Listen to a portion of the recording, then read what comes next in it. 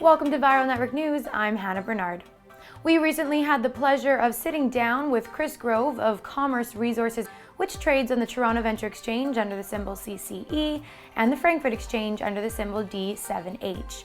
Chris discusses the company's exciting developments as a frontrunner in the tantalum industry, their two active projects, and what makes Commerce Resources a company to look out for in 2014.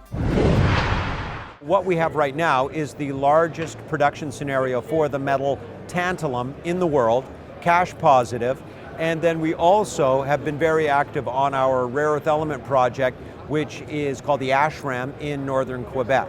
We're very excited about the ASHRAM project, and we released a set of metallurgical results on December 4th, 2013 that are arguably show the best results we've ever produced and the best results that really have ever been produced in the rare earth element sector, in the developing rare earth element project sector. So what I'm talking about is the fact that we can produce the highest grade mineral concentrate in the industry. So we can produce a 43.6% trio concentrate, which also represents a 97% mass reduction. But in terms of that grade, we're the only company in the world that can produce a better than 30% concentrate.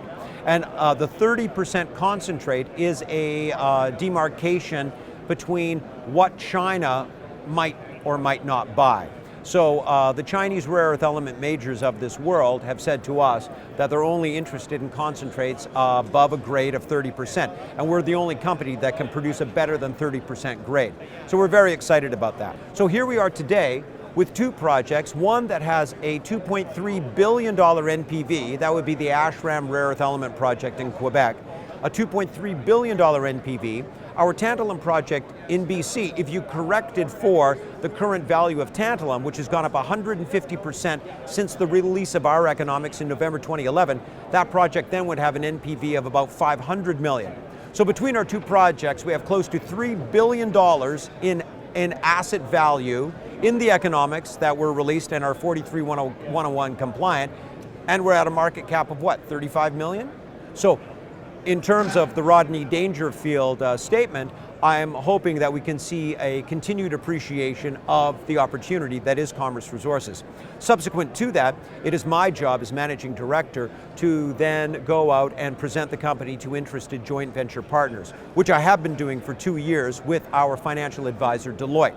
I've met about 40 multinationals, 40 majors, $100 billion market cap companies that don't just take a meeting for no reason. They take a meeting because they're interested. We would have a significant number of non-disclosures out right now, and so I'm very hopeful, very optimistic that we get a joint venture for both of our two projects. I'm very excited by the current conflict minerals legislation that was signed into law in July 2010 by President Obama, which also carries with it the procurement requirement, which is called Section 1502, which all US listed companies have to file by May of this year. This basically has put the global tantalum market under the microscope, and at the end of the day, I believe the tantalum market, or anyone who looked through that microscope, would say there is really something rotten in Denmark, which is to say, again, we have the world's largest production scenario for tantalum here in British Columbia. We would be completely compliant with this current piece of US legislation. So I'm excited about advancing that deposit based on its merits, and also the fact that we would be the biggest producer of conflict-free tantalum in the world.